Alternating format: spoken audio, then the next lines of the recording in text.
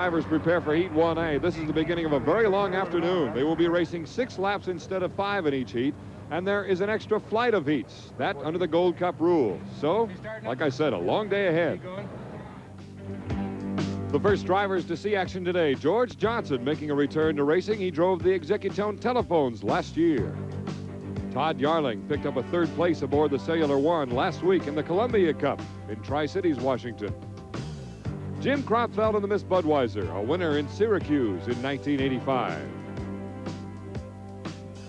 Tom Deeth in his 2nd race of 1985 for the Squire Shop Britannia, 2nd place last week in Tri-Cities. And Steve Reynolds aboard the Miss 711, a winner in Madison, Indiana in 1985.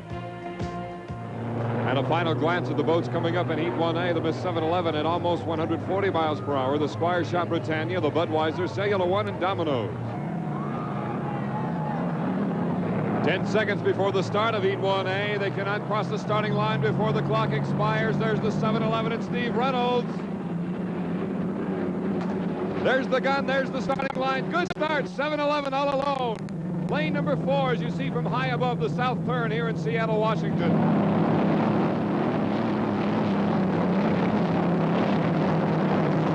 Steve Reynolds in the turbine-powered Miss 711. Around the south turn, going down the back chute. 2.5-mile course, 6 laps. This is the Gold Cup, so they don't go just 5 laps, but 6, and they will go an additional heat before they get to the final late this afternoon. 2nd place, Tom Deeth and the Squire Shop Britannia. Coming into that north turn, it has been very bumpy up here during testing in the morning. The water has calmed down considerably, but it's still a little nasty as we watch Steve Reynolds coming into that turn. Hear the whining of that turbine engine. Reynolds, who picked up a victory in Madison earlier this summer. In a dead heat right now with the Mid-American and Chip Hanauer for national points in 2nd place behind Executone Telephone. There's the lead, the perspective. 711 on the bottom of your screen. The Squire Shop Britannia in 2nd place, completing lap number 1. Speed for the Miss 711, 127.2 miles per hour. Very respectable on this choppy water on Lake Washington.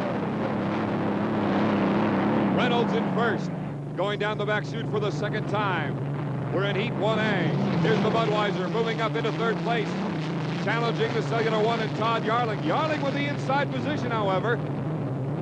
Yarling with the Allison supercharged engine going against the Griffin engine of the Miss Budweiser. Yeah, the Buds had problems this year, but they're still trying to work out the kinks, get the gremlins out of that new boat. Oh, look at the 711 jumping up into the air. That is one of the most stable boats in hydroplane racing, so that gives you some idea how treacherous it is in the north turn here in Heat 1A. The 711, Steve Reynolds. It's amazing the boat is still in one piece. The Squire Shop Britannia, pretty rocky for Tom Deeth as well. The Budweiser on the outside coming into that turn. On the right of your screen, Cellular One and Todd Yarling out of Madison, Indiana. 2 of the drivers who are not from Seattle. Just about everybody else is racing in their backyard. Kropfeld out of Cincinnati, Ohio. This is George Johnson in the Domino's Pizza. George making his debut in 1985, driving that boat for the first time. Budweiser still challenging Todd Yarling, trying to move into 3rd place. 711 and Steve Reynolds out of Kirkland, Washington. His wife, Linda Reynolds, watching out for the dock. Tommy Deeth out of Detroit, driving the Seattle-based Squire Shop Britannia. In its 2nd race, Tommy picking up a 2nd place in the Columbia Cup, the Budweiser Columbia Cup last week over in Tri-Cities, Washington, at the opposite end of the state of Washington. Look at this battle between Todd Yarling and Jim Kropfeld. A great battle between the Bud on the outside and Cellular One on the inside. Jim Kropfeld with a little bit more acceleration now as they go down that rocky back chute where the waves come off of that log boom, and it can get pretty treacherous there as well as in the north turn where Steve Reynolds is just coming out of and heading down the main chute. 2nd place again, Tom Deeth and the Squire Shop with those Merlin engines rumbling away. The Budweiser now into sole possession of 3rd place.